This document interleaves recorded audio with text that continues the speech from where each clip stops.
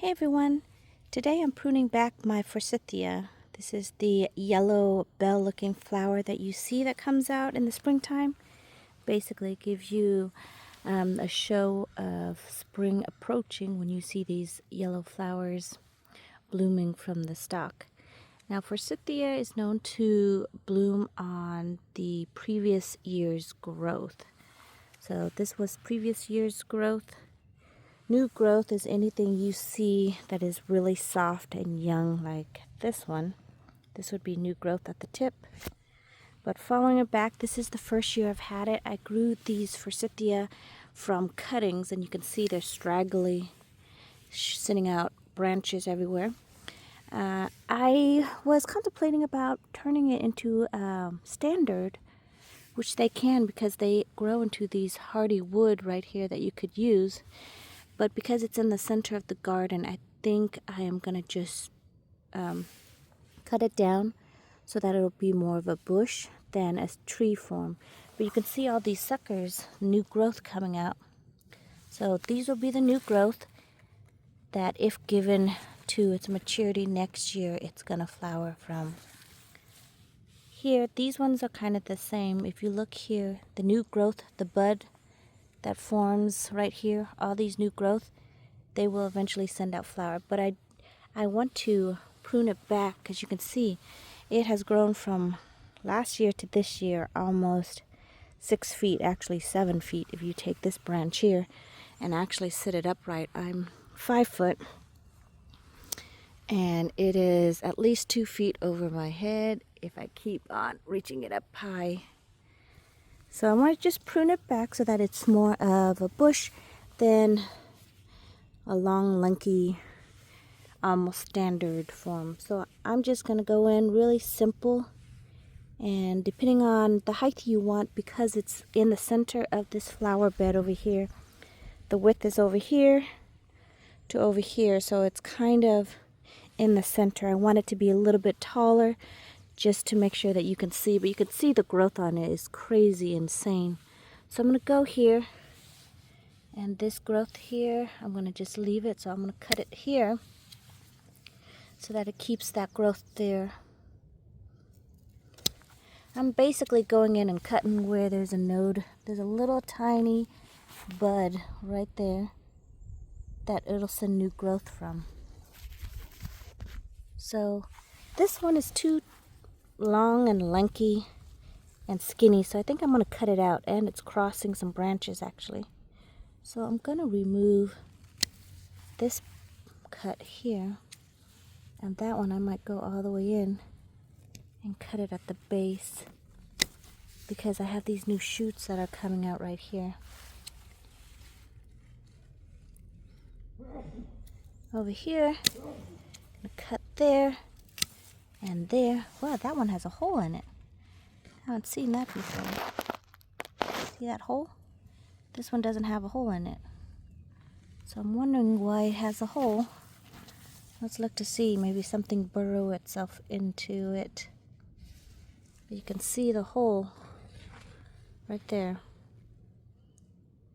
So something must have burrowed into it and left a hole. So I think I might cut that all the way down.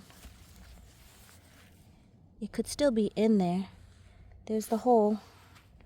But it looks like this is where it stopped. So just reaching it right there. That'll be healthier. There's no hole in the center of the stem. Over here, I'm going to cut at that growth. Here. Cut you there and you there. Okay. So basically, I've cut it all the way back, and you want to do this after it stops flowering, or if it's so lanky you barely have any flower in it that you want to just get a fresh start. You can see here there's a little bit of flowering left, but really not enough for me to just leave it on for a little bit longer. So I'm going to just take it off, and then all these I'm going to use for cutting to root some more, because I would like to flank my driveway with it. When you have so much land, and I'm grateful for our land and the opportunity to have it, you have to grow your kind of root and grow your own plants so you can plant them out in your garden. So you can see here I have a whole bunch of new branching coming in. This one I can almost remove because it's kind of in the center. And you can see eventually, once it grows, it's going to rub against that main one right there. So coming in, I think I'm just going to remove it to prevent that. And then I can also use this for to root and grow some more. So that's how it looks in the end, chopping it back pretty far. I've got this center or little one right here that's trying to push new growth out. I'm not sure if I really want that there or not. I think I'm going to leave it. Let's see what it does. Hopefully these ones will grow out and then I can go in and cut that middle one out. So I cut it back very harshly, but they grow very readily, so I'm not too concerned about that.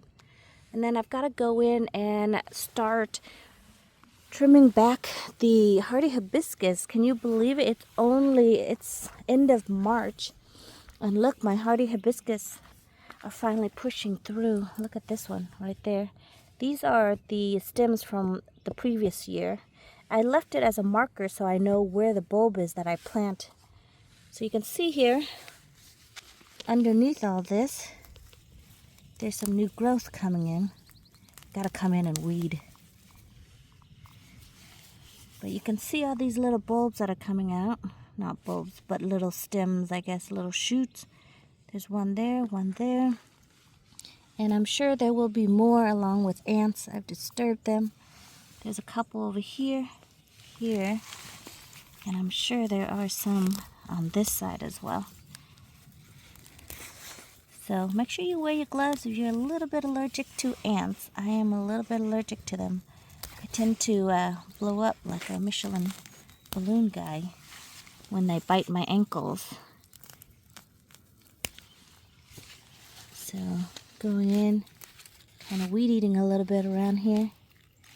So that way it'll give these guys a chance to fight. You see this one over here? Sorry. There's this one right here that's pushing out as well.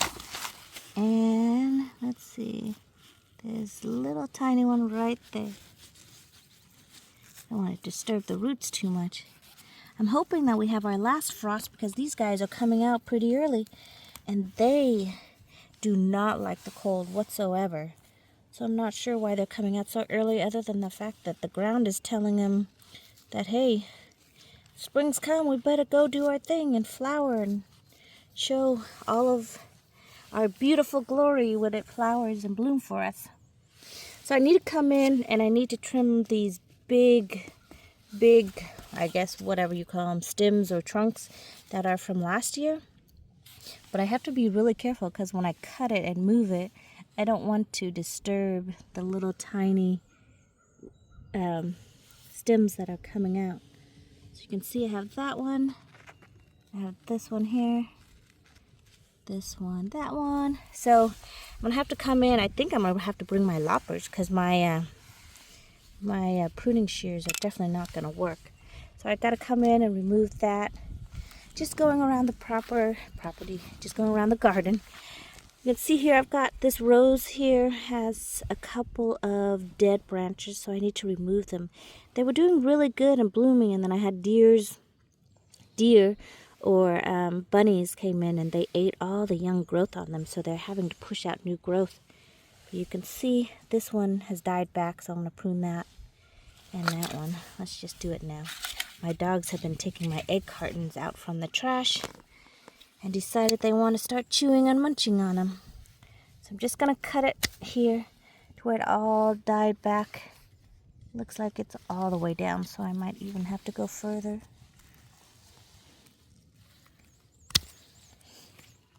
See right there? It almost looks like that one's rubbing against the main one. Let's see. Did that help? Sorry, I'm trying to cut while I videotape, which kind of makes it hard. I can't seem to get my thing in there. There we go. So cut that back so you can see all these new little shoots and growth that are coming out. That's good. There's two little ones coming from that one.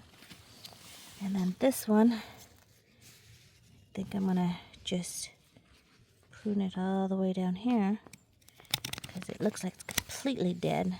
See right there?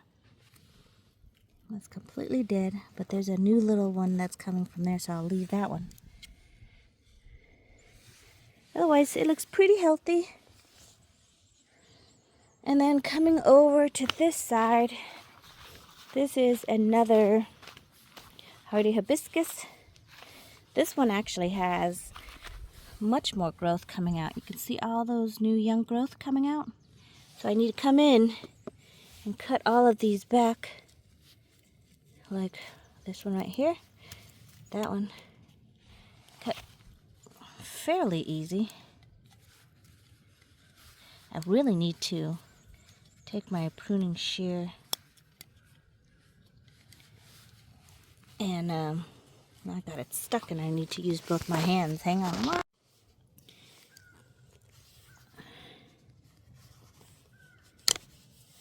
Alright, sorry. I had to put the phone down for a second so I can use both of my hands and jam these pruners. So I'm going to need to come in and carefully try to cut this one out. And let's just cut it from there and then see where we can go. Maybe here. Just need to go in and loft it out. Can't seem to get a good angle on it.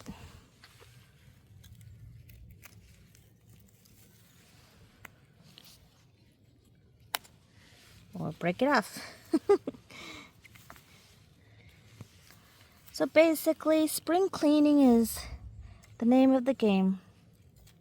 While you try to not disturb the new growth that is happening, gotta remove all the old ones so they have room to grow. These big, thicker ones, again, I'm gonna have to bring in the lopper, or I'll need to use two hands. Usually I come in and I cut those back and then just go in and cut this main one. But this one looks really healthy and nice. Look at all the shoots it's sending me. Last year it only had 3 branches really that came off, so just these 3 main ones. But this year you can see there's 3, 6, 7, 8, 9 over here. Here's this one right here, 9, and then there's probably more underneath that I can't see right now, but that's pushing through. So this one seems to be healthy and loving its area. So I went from 3 branches to 9, 10 little shoots coming out that will eventually get as big as these guys. So definitely doing well in the garden. So that's what I'm doing. Going through the garden, cleaning it up, hoping to have a beautiful spring and summer this year. Thank you so much for watching, you guys, in my cleanup video. I hope you have a great day, and I will see you in the next video. Goodbye, everyone.